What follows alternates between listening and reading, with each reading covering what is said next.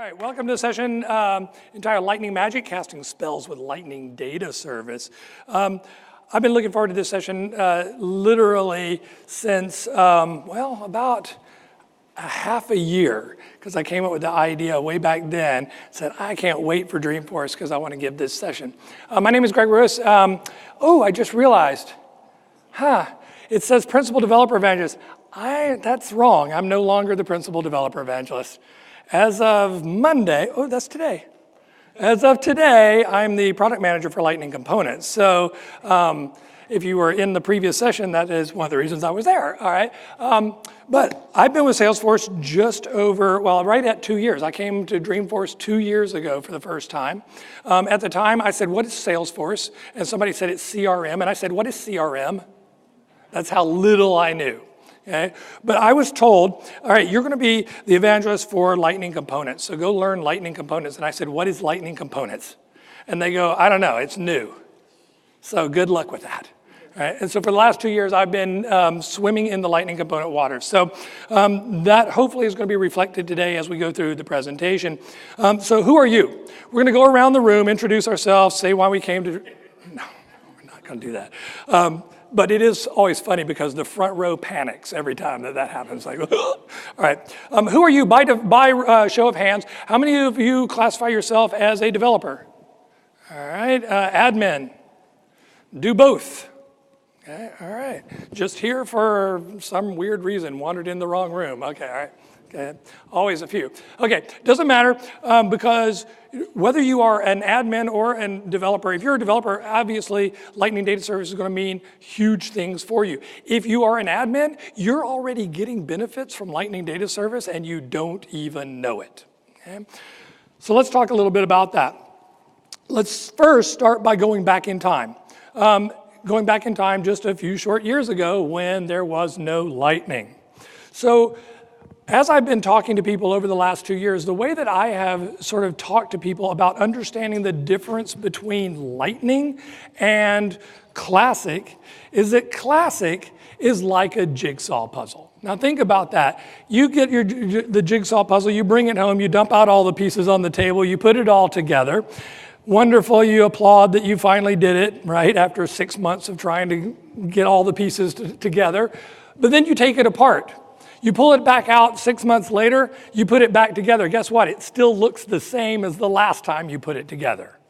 Because in the Classic world, those Classic pages are being assembled on the server and it's taking care of doing everything for us. But every interaction then that we have with our pages results then in a server call. We have to go back to the server to do a whole lot of things to bring back new data or whatever it might be. And the problem with that is this. Okay, we go and we make a single change, and what we send back to the server is something that looks like that. Ah! That's enough to make you go running and screaming. I don't even know what that is, right? So this is sort of where we start to draw the line of differences, because the Lightning framework is what I call a box of Legos. Okay, now, we're those folks who just raised their hands on developers. Where are you again? See, I know you all play with Legos because that's what developers do, right? And you went out, as soon as the Death Star kit came out, you went out and you bought it, right? You got home, you built it. Your spouse told you to clean it up, so you tore it all apart. You can still put it back together 6 months later as the Death Star, but in the meantime, you also could use some of those bricks to build an X-Wing. Okay? In other words, the pieces of the pages are being assembled themselves as individual building blocks. And this makes a huge difference because now when we make a change to something in this componentized world, then the only thing we send back is just a little teeny piece of data that changed. Okay? So that is huge. All right? And that is architecturally what it's all about. Now let me show you a quick demo to get us into the right frame of mind. Okay, so who was here in the previous session? Okay, I'm now hardwired So for those of you that weren't, the Wi-Fi went down for a few minutes, which makes it very hard to demo. All right, so here I have a page, and I've got some components on the page, and we can see that I have a bunch of custom components, things that you don't, you're not used to seeing over here on the right-hand side. And I also have some other components that I've put in, such as my map component. I've got a data table, leads component, and so on. The idea behind Lightning Data Service, though, is sort of the answer to a question that I posed literally in one of the first things that I started building when I started learning Lightning components. I went to my colleague and I said, okay, I've got this component that I'm building. All right, I've put it on the page. And basically what I need to do is when this record field changes, I need the component to update. Now, if you're new to Salesforce, that seems like a ridiculously easy thing to do, doesn't it? It seems like that would just make sense. A field changes, the component updates, right? Am I crazy? No, I actually am crazy, but was I crazy for asking the question? You wouldn't think so. You know what the answer was when I said, how do you do it? My colleague said, refresh the page. And I said, seriously? Like, seriously? And he said, yeah, there's no way right now. And that's where Lightning Data Service comes in. Because Lightning Data Service allows me to actually watch the parent record, watch the record that I'm currently on, so that I can react when things happen. For example, let's actually take a look at this property over here. This is similar properties, it says by bedroom, and also similar properties by price. Now, this looks like two different components, but this is actually the same component. It's two instances of the very same component. And as a developer, what I did was I exposed a design parameter to my admin so that when they put it on the page, they could pick what criteria they wanted to do this lookup by. So, if we have similar properties by price, you'll notice this is showing $450 as the price of these properties. And the reason for that is they are actually basing it on the property price that I'm currently looking at. So let's go do that thing that I asked my colleague about. Right? If, let's say, we were to change the price of this property. If we were to, since this is San Francisco, prices never go down. They go up, so let's make this realistic. There you go, that's a nice little price increase. And let's go ahead and save this, and when we save, we now have a completely different list of properties that have responded back over here to that price change. Now, that was because that component, through the magic of Lightning Data Service, is actually listening or watching that record. Okay, so it's going, oh, okay, price changed, therefore I need to redo my search, bring back some other properties, okay? That's one little piece. But what if we wanted to go a little bit further? We can go a lot further with Lightning Data Service, but before we do that, let's talk about how it actually works and what it actually is underneath the covers. So, the easiest way to think about Lightning Data Service and what it is a standard controller. So how many of you have done Visualforce? All right, almost every hand, right? Every single one of us then has interacted with a standard controller in Visualforce, and that's basically what Lightning Data Service is. Now, I said basically because there is a caveat there. Lightning Data Service currently is a single record service. So when we are doing things like retrieving data, we are only retrieving a single record. But the neat thing about it is there's no Apex involved. We don't have to make any SQL queries ourselves. Lightning Data Service takes care of all of that. And it takes care of all the things that we would assume, things like field level security. Taken care of. I don't have to worry about it. Caching, taken care of. I don't have to worry about it. Crud Interactions, so create, read, update, and delete, are literally one line of code. One line of code to do that. And I don't have to think about it, right? Because I don't have to worry about the server side, anything on the server side. we're being notified of record changes. So if something happens, as you just saw, I changed a price and the component said, whoops, I'll be right back, right? It's all being taken care of for me. And one of the arguably coolest ones is that last one, offline access. Through Lightning Data Service, I have offline access if I'm in Salesforce 1, need to be working, I'm on the BART, I just lost connectivity, all right, but I need to keep going.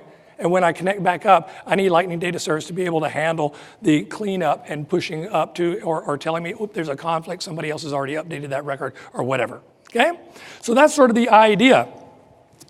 And the reason for it, you might be wondering, why would we go down this road? What is the purpose of Lightning Data Service? Well, the purpose is, in the past, if we had 3 components and they are all doing a record lookup on their own, that was 3 calls to the server. Each component made its own call. Even though the component sitting right next to it on the page made a call for the exact same data, didn't matter. Right? And that's sort of stupid. Not only do we have to worry about our limits and stuff, it's just silliness. In the programming world, there's a thing called dry. Do you know about dry? D-R-Y? Don't repeat yourself. And yet that was what we were asking components to do. Okay, I just went for that data. Yeah, I got to go get the same data. I'll be back in a minute, right? And so that's what all of our components were doing. But with the Lightning Data Service, here's what happens. The Lightning Data Service sits there sort of as the gatekeeper, I like to say.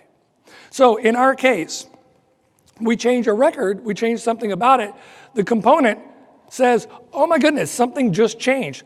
I'll be right back, if it needs to leave the page at all.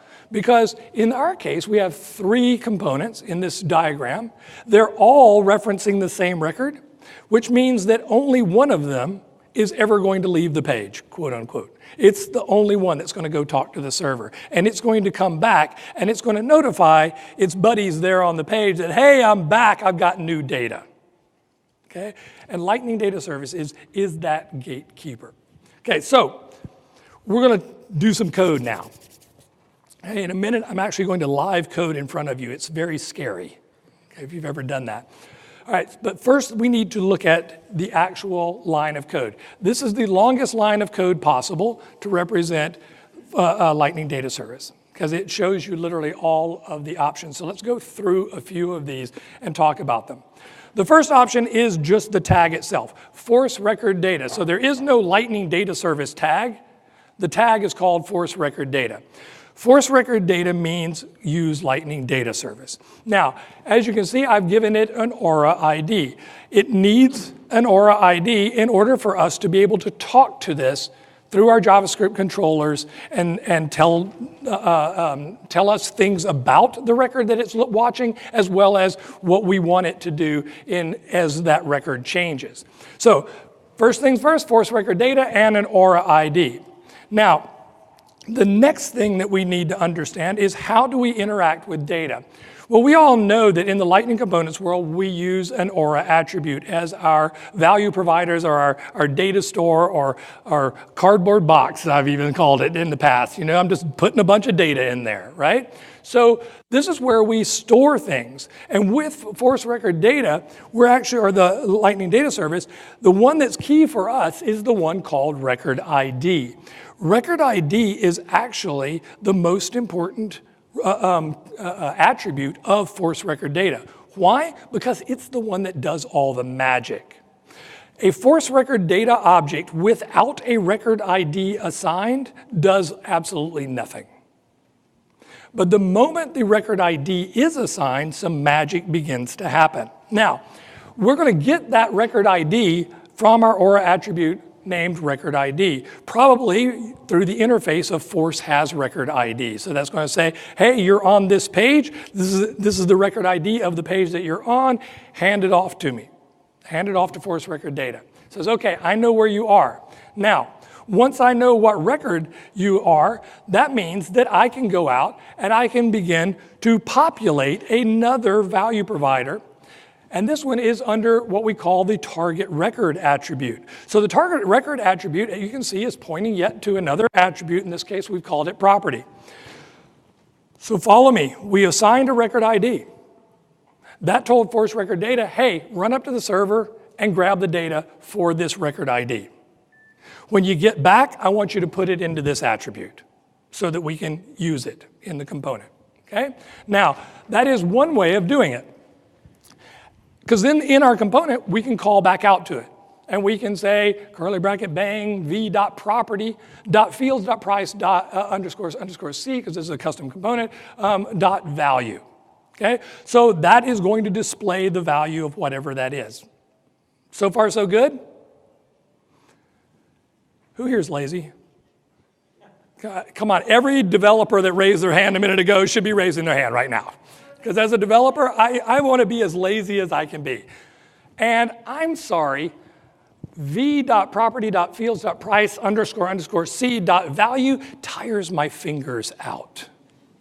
Therefore, with force record data, we do have another option for you, and that is called target fields. So target fields is the exact same thing as target record. Exact same, and from an outer perspective, I'm sure underneath the covers there's some differences, but as far as you and I as developers are concerned, there's no difference. It's the same. But the benefit of the target fields attribute, which is now populating that property fields attribute, is that now I just say, hey, property fields.price, and I'm done. Okay, saving me a bunch of typing, all right? Now, one of the big questions is, all right, it's going to the server and it's bringing back fields. That begs the question, which fields? Which fields is it bringing back? And the answer to that is actually twofold. Before I do that, there is also this record updated attribute. The record updated attribute is actually watching or looking to this do search JavaScript function that, as we can see from the notation, is in my client-side controller. Because force record data is able to watch, it's watching the record that you told it about with that record ID. And it's watching the fields of that record. And that brings me to, which fields? And that is basically our choice as developers. So the lower down there is layout type equals full. Layout type equals full says, I want you to go get the full layout. So whatever is in the record detail, whatever fields are visible to that user, because again, we're enforcing FLS, so whatever is visible to that user, I need you to go get those fields. Now the alternative to layout type full is layout type equals compact, which says go get the compact layout. So only the fields that are visible in the compact layout. But sometimes I don't want all of those. What if I have 37 fields and I'm only interested in 3? Then I don't have to bring back all of those because the fields option allows me to give a comma-separated list of the fields that I'm interested in. Now, this is also really important because sometimes a field is not visible on a layout. It may be something that's hidden. So I can actually call to those hidden fields through the fields attribute. So I can say, hey, I need you to go get this thing. I realize it's not on the full layout. So you can combine both together. So I can say layout type equals full, fields equals something. Right? And then finally, the coolest of the cool. Without this, mode equals edit, all of our force record data, all of our Lightning data service is in a read-only mode. It is watching, but not able to do anything, not able to update this record. It's watching the record, but unable to update. When we set it to mode equals edit, that means that this force record data is going to make a quote-unquote copy. It's not really, but it's sort of a fake copy of the record and go, okay, I'm able to update this thing. Okay? And again, it's able to do it without writing Apex. So let's go back to code. All right. So I have prayed to the demo gods. So let's see if they're going to be nice to me this time. All right. Let's talk about this component right here. So this is a card that I am showing the broker's data. Okay? The broker for the property that we're currently looking at. Okay? Now, how does this thing happen, this broker card? What does it look like today? What it looks like today, let's get out of there. What it looks like today is this. Here is the component. And this component, I've got some stuff commented out, but this component is doing a handler, an init handler, and calling an action called doInit. Okay? So let's go look at that doInit function. That doInit function is right here in my controller. And basically it's saying, okay, all right, when this component loads on the page, what do I want to do? I want to go set an action. It's going to call a method in my Apex class called getBroker. And it's going to pass the record ID of the record that we're currently on. Okay? And then when it comes back, it's going to take what we bring back, and it's going to normalize that down to just the response that we're getting back from the server. And we're going to, on line number 9, set the value of broker to be whatever is coming back as broker info. Okay, this is an Apex call. This is very typical. Who's done a Lightning component and called to the server? You did it this way, right? So that's all the way that it always has happened. When it comes back, then we're going to go ahead and we're just going to populate stuff with things like that vbroker.name and so on. Okay, so that's how that component, this is the way that we've been building components since Lightning components came about. Okay, so far so good? All right, now let's use force record data. Because if we look back over here, you'll notice the component is actually broken right now. It says broker for, and what it's supposed to say is broker for this property. It's supposed to say broker for 121 Harbor Walk Drive, but it's not doing that. So how do we make it do that? Well, let's go back over to our code. And we're going to start by just breaking everything. Okay? I'm just going to break everything. And I'm going to do that by taking away the enqueue action that is making the call to the server. Okay? So I am going to promise you that that is happening. So I'm just going to push this little change up. And I've pushed it, which means now if we go back over into our org and we do a refresh, a time or two just to kill the cache. There we go. Our card is definitely broken. Okay? So now what I want is I need that thing to say, this is the broker for 121 Harbor Walk Drive. But I want to do it without talking to the server. Okay? And as you can see, everything is broken now.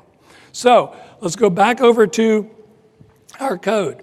And in our code, I'm going to go back and uncomment this block of code. I'm going to remove something for just a minute, and we'll put it back in a second. But here we have our force record data. Now I'm going to go ahead and just save this and push it up to the server. And there we go. Let's go back over to our page. Let's refresh a time or two.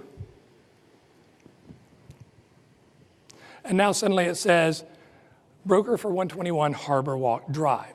Okay, so how did that happen? Let's go look at the code. In the code, force record data, it says, all right, we're going to call this property record, for lack of a better name. What your RIDs are up to you. You're just going to use those to talk to this item from your JavaScript. We see that we have a record ID. That record ID is actually coming from the record ID attribute right up here. Okay? So, what did I tell you happens? As soon as a record ID is assigned, what happens? What did I tell you? Yeah, this component said, oh, I've got a record ID. Hang on, I'll be right back. And it ran off to the server and grabbed all of the fields that we needed, right? I told you that, right? Thank you for playing. It didn't go anywhere. Why? The page already has all that data.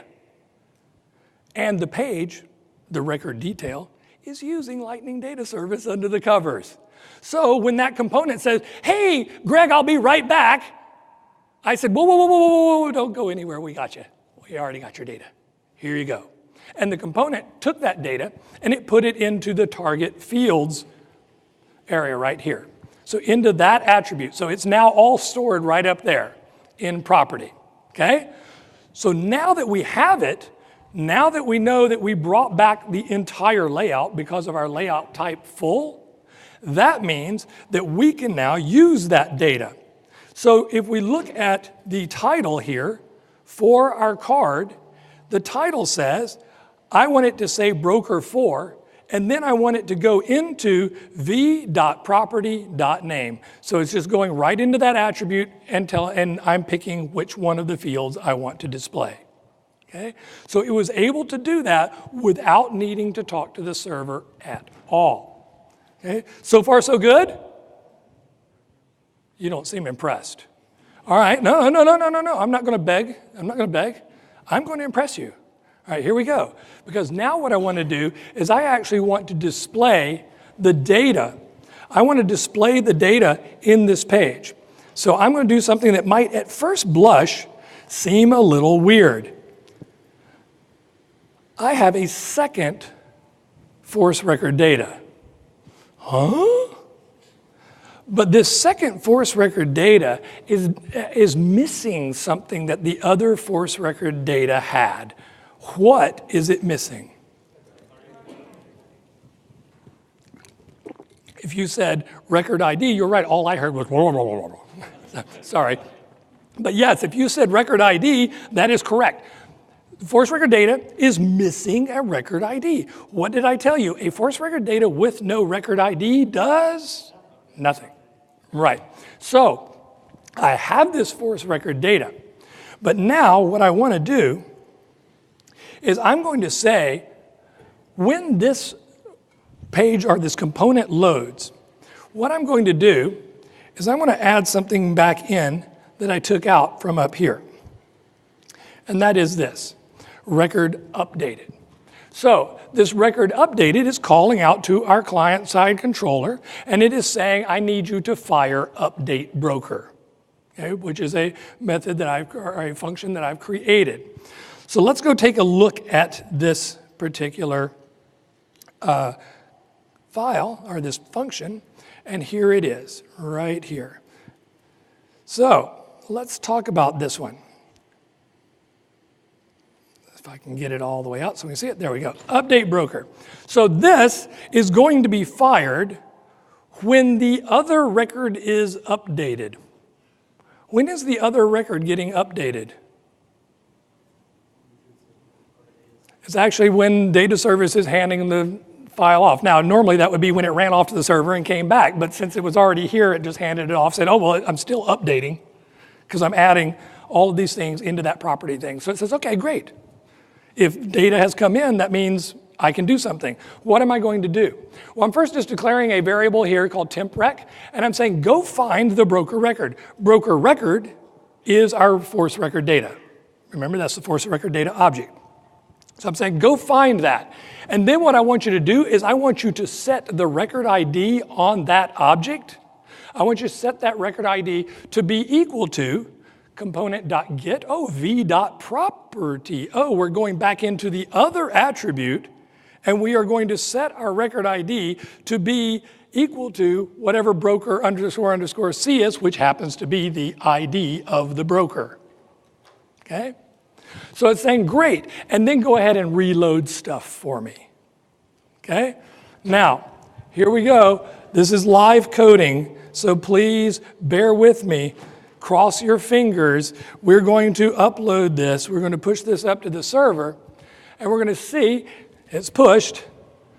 We're going to see if back over here all has gone well.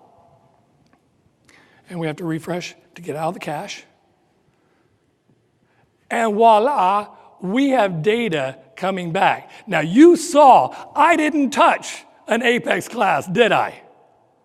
Not at all. Remember, I killed the enqueue action for my call to the server. So this component is not talking to the server, or is it? Of course it is talking to the server, because what just happened was the component loaded onto the page. The record ID was set in our first force record data. That record ID being set and the resulting data coming back into the property attribute said, I have now changed. You need to go fire update broker. Update broker said, hey, guess what? I'm going to give you a record ID, Mr. Component. And the record ID said, or the force record data said, whoa, now that I have a record ID, hey, anybody out here on this page? Does anybody have this record ID? Bueller? No? Okay, I'll run to the server and I'll come back with the data. Now again, what data is it coming back with? That is completely and entirely up to us based upon that layout type that we're specifying. Okay? So if I was only interested in the phone number, the email address, whatever, I could have just listed out those 4 fields and wouldn't even have had to bother. And so force record data, or Lightning Data Service, would have gone to the server and would have brought back just those fields for that particular record. Cool? Impressed? No. Again, I told you, I'm not begging for this. Okay? I'm not going to do it. Because I can make it even better. Because here's what we're going to do. I'm actually going to go and I'm going to comment this back out. Okay? And I'm going to kill that record updated too. Because I don't need it. Because here's what I'm going to do. I'm going to take all of this, all of my markup here, and I'm just going to comment it out. Okay, my markup is gone right now. And now I'm going to uncomment this one line of code. This is another component. Okay, so this is a component called broker details that I've also created. Now let's go look at broker details. Broker details is right here. So broker details, as you can see, basically doesn't have anything. In fact, I can just remove all of this stuff that's up here. There we go. So broker details literally has nothing but a Aura attribute for record ID. Okay? Are you with me so far? All right, now we'll go ahead and save that since I made a change to it. Go back over to our broker card. Let's go ahead and save that and let's upload that. And here we go. Greg, get nervous time. Because now, if we reload a couple of times so our cache is cleared, boom, I've got data coming back. There's data coming. I changed it up just a little bit. I took the picture away so you'd recognize that it did change. But wait a second, how did that happen? You saw that component, it didn't have a force record data. It only had this single. In fact, now we've only got the single force record data right here, right? So how is all of this magic happening? Well, here's the good news. In that other component, I tricked you. But I did it on purpose because this other component is using something called Lightning Record View.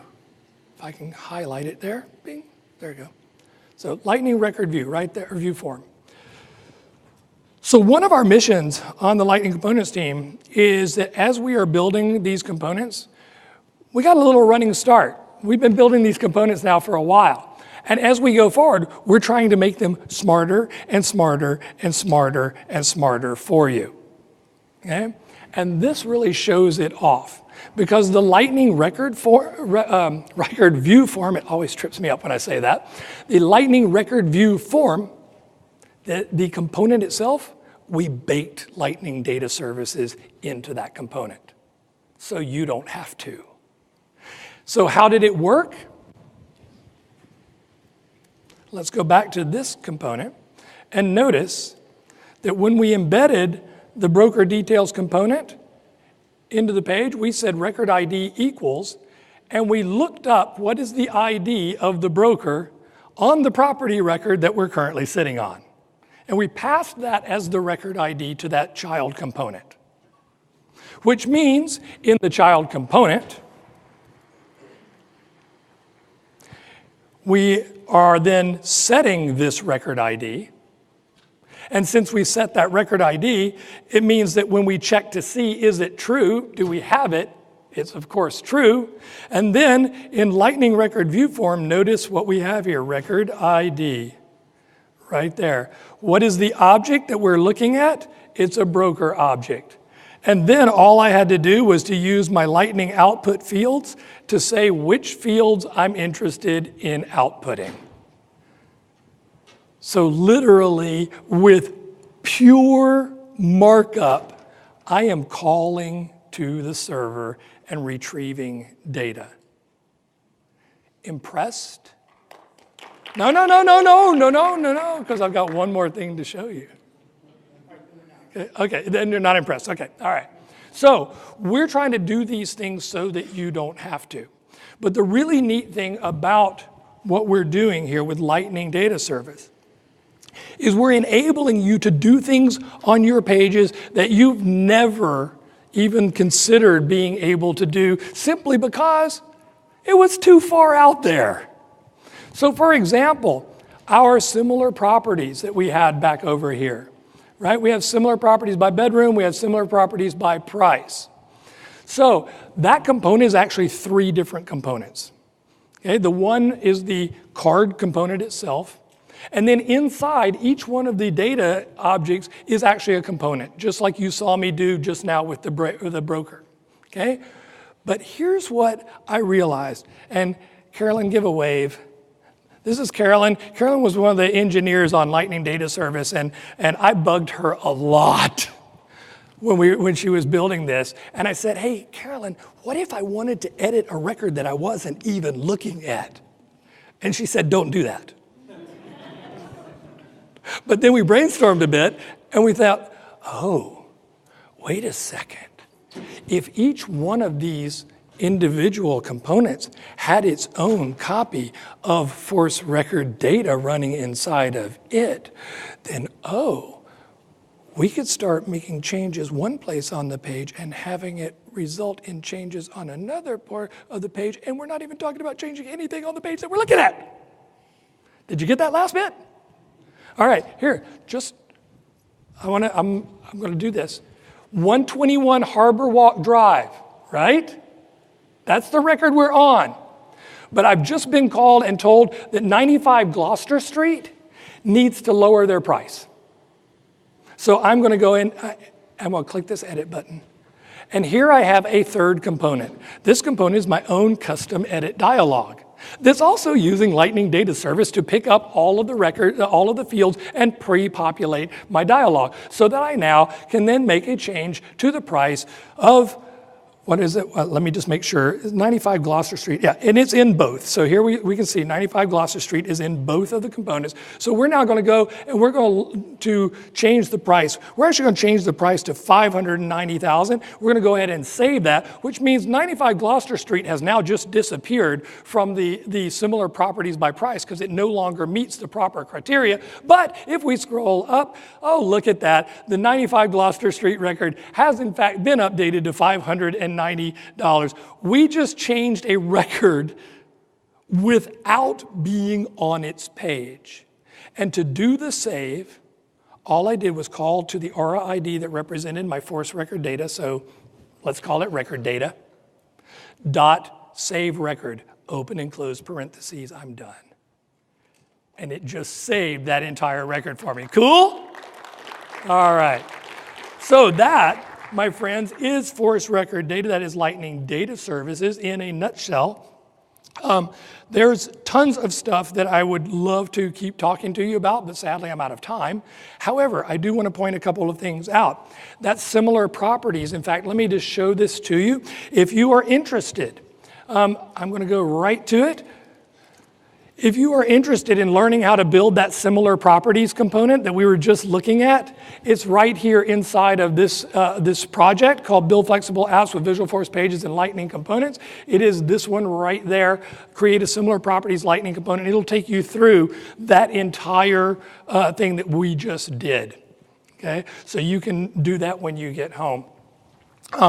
Otherwise, there's tons more sessions. I'm doing a quick version of this on Wednesday morning in one of the theaters. If you miss something and you want to see me talk really, really fast and do that whole thing in 20 minutes, then come see me there. Otherwise, there are other sessions on Lightning Data Service, so please make sure to check it out. If you have questions, I'm happy to take questions, but I'm going to be respectful to anyone needing to get out since we are literally at time. So I'll hang around up here and answer any questions that you might have. Thank you so much for coming.